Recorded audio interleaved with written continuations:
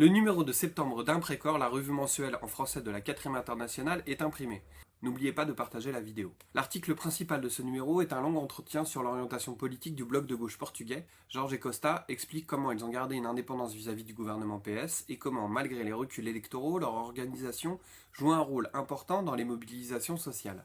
Cela a évité au bloc de gauche de connaître le sort de Podemos, du PRC italien et d'une façon différente de Syriza. Sur la France, un article réalise un bilan de l'année, des problèmes politiques auxquels a été confronté le mouvement sur les retraites et de comment ce dernier s'inscrit dans une modification des rapports de force entre les classes. Nous publions aussi un bilan des élections en Grèce, intégrant aussi la situation du pays, en particulier autour des catastrophes dites naturelles que sont les incendies et les inondations. Nous publions aussi un entretien avec un camarade algérien qui nous parle de la mobilisation sociale contre l'implantation d'une mine de plomb et la situation actuelle du régime. Concernant l'Afrique, nous publions aussi un article sur le conflit au Niger qui aborde de façon assez précise les processus qui ont abouti au coup d'État. On a aussi un article sur la situation en Équateur et également un hommage à Tullio Roberto, un camarade victime du coup d'État au Chili en 1973, ce qui permet d'aborder la politique de la 4e internationale dans cette période.